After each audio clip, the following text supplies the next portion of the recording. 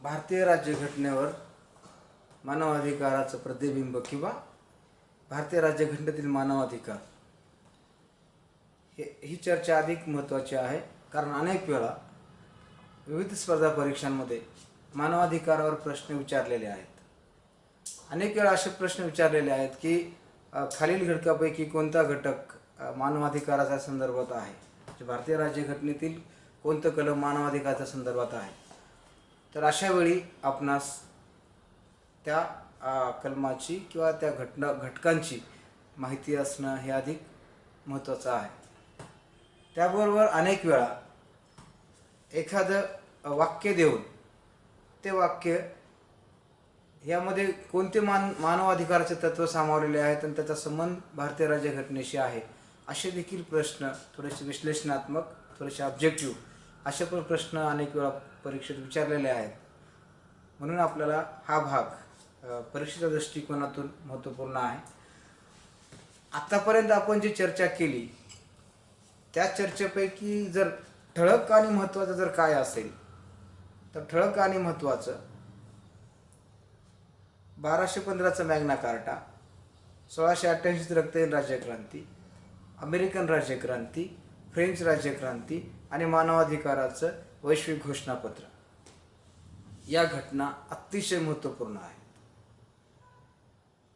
आणि प्रश्न कशावर विचारतात, जेव्हा तुमचा MPSCचा पेपर असेल तेव्हा तुम्हाला अधिकाधिक प्रश्न हे भारतीय राज्यघटनेतील मानवाधिकारावर विचारतात.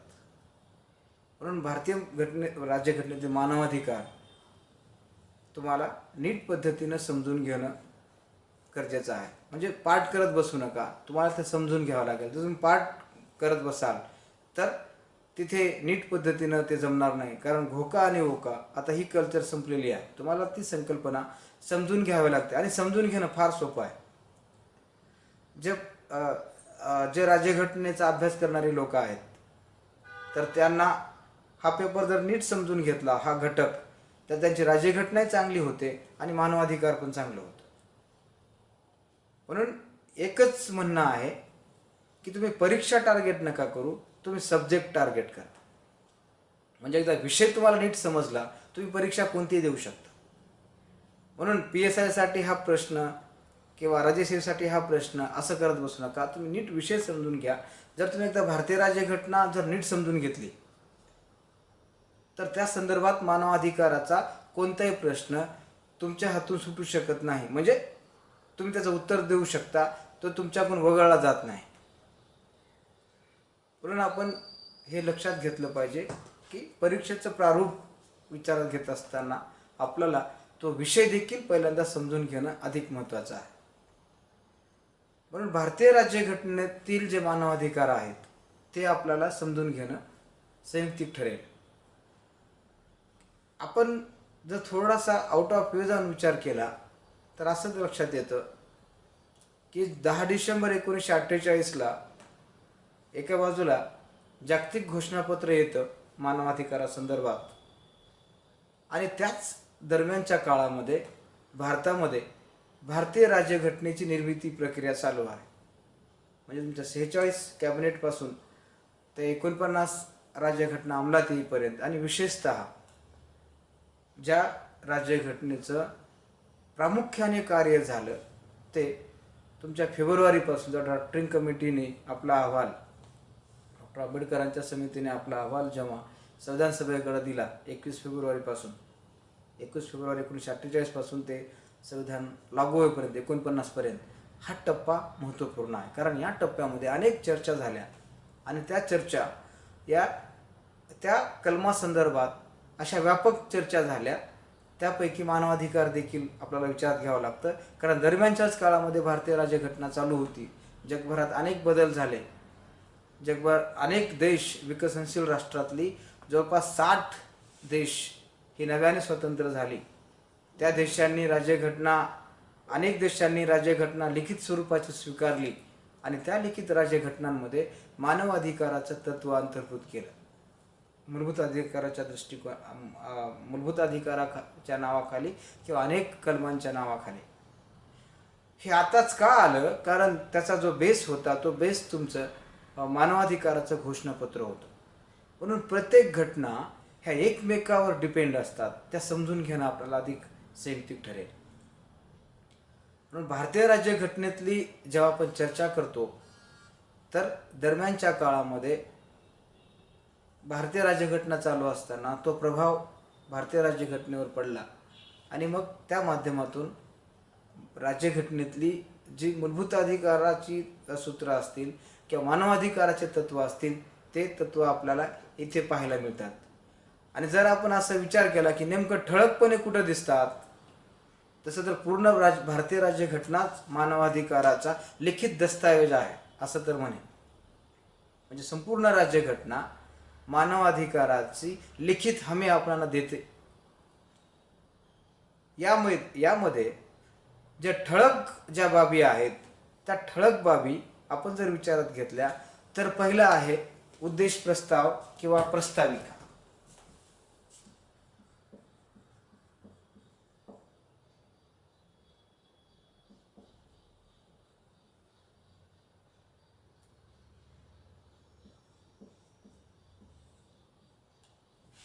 ही प्रस्ताविका किंवा ही प्रस्तावना किंवा उद्देश प्रस्ताव ज्याला आपण प्रिएम्बल असं म्हणतो. आणि हे प्रिएम्बल याचे अनेक बेस आहेत. खरं तर आपले जे आम्ही भारतीय लोक हा जो आपली इथून सुरुवात होते या प्रिएम्बलची, जे आपण आम्ही म्हणायची जी पद्धत आहे आपण ती अमेरिकन राज्यघटनेतल्या तत्वामधून स्वीकारलेली आहे. त्यामध्ये मानवाधिकार आपण तिथून का स्वीकारली अमेरिकेकडून? कारण अमेरिकेने पहिल्यांदा लिखित स्वरूपाची हमी दिली की आम्ही आता कुठल्याही व्यक्तीच्या मानवाधिकाराचं उल्लंघन करणार नाही. म्हणून आपल्याला ते विचारात घेणं अधिक गरजेचं असेल. आणि जेव्हा आम्ही प्रस्तावनेमध्ये म्हणतो की आम्ही भारतीय लोक, याचा अर्थ आम्ही आमच्याप्रती आम्ही हे संविधान अर्पण करत आहोत आणि संविधान सभेच्या माध्यमातून ते आम्ही स्वीकृत केलेलं आहे.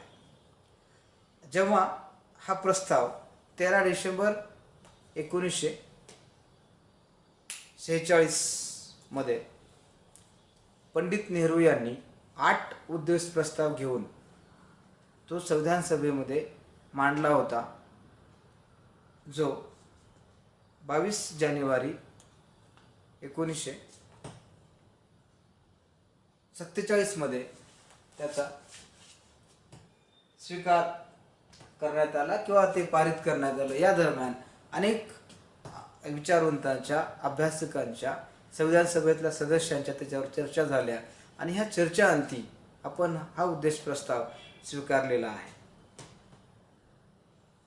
या उद्देश प्रस्तावामध्ये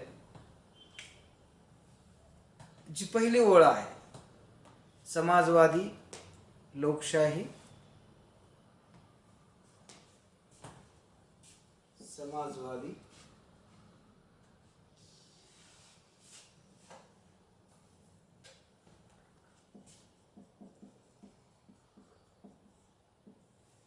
धर्मनिरपेक्ष,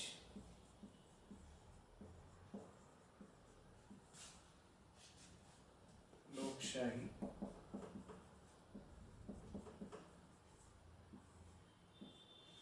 आणि गणराज्य.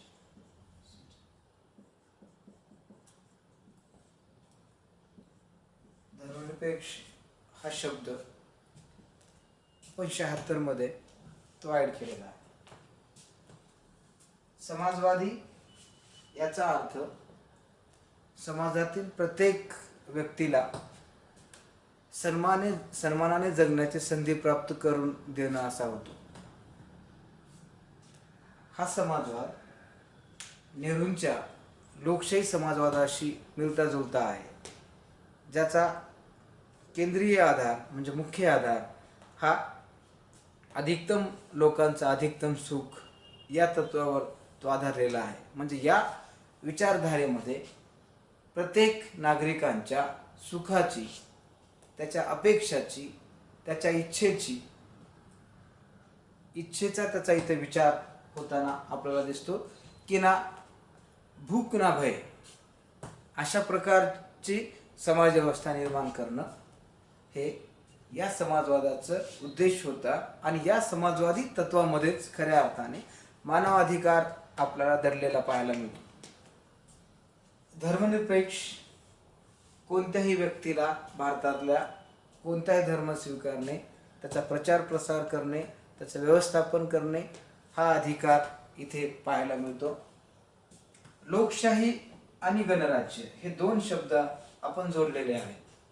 म्हणजे आपण फक्त लोकशाहीच हा शब्द घेतला नाही, प्लस गणराज्य हा शब्द घेतला. कारण काय होतं, जेव्हा संविधान सभेमध्ये लोकशाहीवर चर्चा झाली, म्हणजे आपण लोकशाही शब्द ठेवायचा का गणराज्य ठेवायचा, आणि एका सदस्याने नेहरूंना प्रश्न विचारला की नेहरूजी, आपण असं करू, लोकशाही हा शब्द ठेवू आणि गणराज्य हा शब्द फारसा उपयोगाचा नाही. त्यांचं म्हणणं होतं या दोघांचा अर्थ एकच आहे. तर पंडित नेहरू त्यांना असं म्हणतात, आणि असंही म्हटलं जातं की या संदर्भात की बाबा की असाही प्रश्न विचारला नेहरूंना की लोकशाही म्हणजे तुम्ही पाश्चात्य देशातल्या लोकशाहीची ती कॉपी आहे का किंवा ती नकल आहे का. तर या प्रश्नाचं उत्तर देताना नेहरू असं म्हणतात की भारतीय संविधान सभेने राज्यघटना निर्मितीमध्ये कोणत्याही प्रकारची नक्कल केलेली नाही. तुम्ही ज्याला लोकशाही हा जो शब्द म्हणताय, या लोकशाहीला एक प्रकारे भारतीय आधार आहे आणि तो आधार म्हणजे गणराज्य आहे. कारण भारतामध्ये प्राचीन काळामध्ये अनेक स्वरूपाची गणराज्य भारतामध्ये होती. त्या गणराज्याचा अर्थ हा लोकशाहीपेक्षा व्यापक आहे. म्हणून लोकशाही, गणराज्य ही जी विचारसरणी आहे, ही जी तत्वे आहेत, ही भारतीय राज्यघटनेमध्ये आली. त्या येण्यामागे मानवाधिकार हा दडलेला आपल्याला पाहायला मिळतो. कारण गणराज्याचा अर्थ असा होतो की शासकाची निर्मिती हे जनतेमधून होते. ही निवड होताना कोणताही भेदभाव केला जात नाही. जात, धर्म, लिंग, वंश, प्रदेश, संपत्ती हा कुठलाही निकष तुम्हाला शासन निर्माण करण्यासाठी किंवा शासनामध्ये सहभागी होण्यासाठी नाही. ज्या देशाचा शासक जनतेमधून निवडला जातो त्याला गणराज्य म्हणतात. आणि ही जी साधी आणि सोपी जी परिभाषा आहे किंवा हा जो सोपा जो अर्थ आहे, तो गणराज्याचा अर्थ हा प्राचीन काळामध्ये भारतामध्ये पाहायला मिळतो. म्हणून नेहरूंनी त्यांना असं उत्तर दिलं की बाबा, गणराज्य नावाची संकल्पना ही आमच्या भारतामध्ये नवीन नाही, ती प्राचीन काळापासून चालत आलेली आहे. की म्हणून आम्ही गणराज्य हा शब्द अधिक आम्हाला महत्त्वपूर्ण वाटतो, की जो लोकशाहीपेक्षा व्यापक अर्थाने विचारात घेता येतो. म्हणून या चारही विचारामध्ये, तत्वांमध्ये मानवाधिकार दडलेला आपल्याला दिसतो. थोडंसं जर आपण या प्रिएम्बलला आणखी थोडंसं विचारपूर्वक जर त्याला पाहिलं, तर त्यानंतर जे सामाजिक, म्हणजे सर्व नागरिकांना सामाजिक, आर्थिक, राजकीय न्याय, सर्व नागरिकांना सामाजिक, आर्थिक, राजकीय न्याय हा प्राप्त करून देणे भारतीय राज्यघटनेचा किंवा येणाऱ्या शासनाचा हेतू असेल. म्हणजे भारतातील प्रत्येक माणसाला, म्हणजे हे प्रिएम्बल म्हणजेच काय आहे, तर राज्यघटनेचं मुखपृष्ठ आहे, तो चेहरा आहे. प्रिएम्बल म्हणजेच भारतीय राज्यघटनेच्या भारतातील नागरिकांच्या हक्काचा जाहीरनामा आहे, ज्यामध्ये व्यक्तींना मिळणाऱ्या अनेक संधी, त्याची प्रतिष्ठा, त्याचा सन्मान इथे पाहायला मिळतो. म्हणून सामाजिक, आर्थिक आणि राजकीय न्याय त्या व्यक्तीला प्राप्त करून देणे हा या प्रिएम्बलचा उद्देश आपल्याला पाहायला मिळतो. म्हणजे कुठल्याही प्रकारचा सामाजिक भेदभाव तुमच्यावर होणार नाही. जो झाला असेल तो आधी असेल, भारतीय राज्यघटना निर्माण झाल्यानंतर, अंमलात आल्यानंतर तो तुमचा भेदभाव होणार नाही. त्याबरोबरच तुम्हाला आर्थिक समानता ही प्राप्त करून दिली जाईल. प्रत्येक व्यक्तीला स्वतःच्या इच्छेनुसार नोकरी व्यवसाय करण्याचं स्वातंत्र्य असेल. कोणत्याही व्यक्तीला कुठल्याही प्रकारचं शोषण त्याचं होणार नाही, ही व्यवस्था इथे मिळेल. त्याबरोबरच प्रत्येक नागरिकाला राजकीय प्रक्रियेमध्ये सहभागी होण्याची संधी मिळेल. म्हणजे आपण असं पाहतो की ज्या व्यक्तीचं वय 18 वर्ष पूर्ण आहे, तो स्त्री असो की पुरुष, त्यांना मतदानाचा अधिकार मिळतो. म्हणजे आपण आपली राजकीय व्यवस्था कशी असेल किंवा आपला शासक कसा असेल हा ठरवण्याचा अधिकार इथल्या प्रत्येक नागरिकाला आहे. म्हणजे एक मत, एक व्यक्ती आणि एक मूल्य, हे जे सूत्र आहे, हे सूत्र आम्ही भारतीय लोक या आधारावर भारताने ते अंगीकारलेलं आहे आणि त्याची हमी उद्देश प्रस्ताविकेमध्ये किंवा तुमच्या प्रिएम्बलमध्ये ती पाहायला मिळते.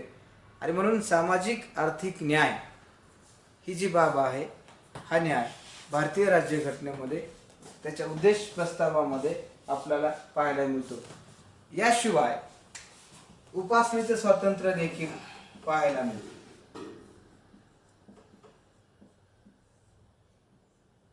उपासनेचे स्वातंत्र्य प्रत्येक व्यक्तीच्या श्रद्धा, त्याच्या भावना, त्याचा विश्वास हे वेगवेगळं आहेत. याचं कारण आपण अनेक वेळा असं म्हणतो की भारत हा विविधतेने नटलेला देश आहे. इथे अनेक प्रकारचे धर्म, अनेक प्रकारचे पंथ राहतात. त्या प्रत्येक पंथाच्या व्यक्तीला, धर्माच्या व्यक्तीला आपापल्या धर्माचं पालन करणे, धर्माचा अंगीकार करणे, त्याचा प्रचार आणि प्रसार करणे हा अधिकार या प्रिएम्बलमधून तो पाहायला मिळतो. म्हणजे भारतीय राज्यघटनेतली ही उद्देश प्रस्ताविका भारतीय जनतेच्या मानवाधिकाराचं एक जिवंत मूर्तिमंत रूप म्हणून आपण पाहू शकतो. कारण कुठल्याही नागरिकाला आपल्या हक्कापासून वंचित ठेवता येणार नाही, अशी व्यवस्था भारतीय राज्यघटनेमध्ये ती करण्यात आलेली आहे. म्हणजे आम्ही भारतीय लोकपासून राज्यघटनेचा स्वीकार करेपर्यंत 26 नोव्हेंबर 1949 पर्यंत जी संपूर्ण तत्वे पाहायला मिळतात, ही सगळी तत्वे मानवाधिकाराची तत्वे म्हणून आपण विचारात घेतो आणि ती आहेत. म्हणून भारतीय राज्यघटनेतला जो मानवाधिकार आहे तो प्रारंभी आपल्याला प्रस्तावनेमध्ये पाहायला मिळतो. अनेक अभ्यासकांनी या उद्देश प्रस्तावाला कोणी राज्यघटनेचा आत्मा म्हटलेला आहे, तर कोणी बारकरसारखा अभ्यासक राज्यघटनेची किल्ली किंवा त्याला की ऑफ इंडियन कॉन्स्टिट्यूशन असं म्हटलेलं आहे. म्हणून ही अनेक दृष्टीने महत्त्वाची असणारी उद्देश प्रिएम्बल मानवाधिकाराचं घोषणापत्र म्हणून विचारात घेतलं जातं. यानंतर मूलभूत अधिकार, या अधिकारामध्ये देखील आपणास मानवाधिकार पाहता येतात. मूलभूत अधिकाराची व्यवस्था भारतीय राज्यघटनेमध्ये 12 ते 35 या कलमामध्ये केलेली आहे. या 12 ते 35 मध्ये प्रामुख्याने कलम 12 आणि 13, कलम 12 मध्ये राज्याची व्याख्या आहे आणि कलम 13 मध्ये नवीन राज्यघटना अंमलात आल्यापासून, म्हणजे भारतीय राज्यघटना अंमलात आल्यापासून जे जुने कायदे होते ते रद्द केले जातील अशी तरतूद आहे. आणि खऱ्या अर्थाने कलम 14 पासून ते 35 पर्यंत मूलभूत अधिकार आहेत. पूर्वी 7 मूलभूत अधिकार होते, आता फक्त 6 मूलभूत अधिकार आहेत. असो, तर या मूलभूत अधिकारामध्ये आपण मानवाधिकाराची तत्वे पाहू शकतो. जसं की मूलभूत अधिकार हा एक अधिकाराचा प्रकार आहे, तसाच मानवाधिकार देखील एक अधिकाराचा प्रकार आहे. मूलभूत अधिकार म्हणजे काय, तर त्याची परिभाषा राज्यघटनेत अशी करण्यात आलेली आहे, जे व्यक्तीच्या सर्वांगीण विकासासाठी मूलभूत आणि अनिवार्य आहेत, ज्यावर कोणीही हस्तक्षेप करू शकत नाही किंवा या अधिकारापासून सहजासहजी कुणाला वंचित ठेवता येत नाही. आणि असे अधिकार न्याययोग्य आहेत, ते मूलभूत अधिकार म्हणून आहेत. आणि राज्यघटनेच्या या 3ऱ्या भागामध्ये अंतर्भाव करण्यात आला, म्हणून मूलभूत अधिकार महत्त्वपूर्ण आहेत. याची चर्चा आपण पुढच्या लेक्चरला करू.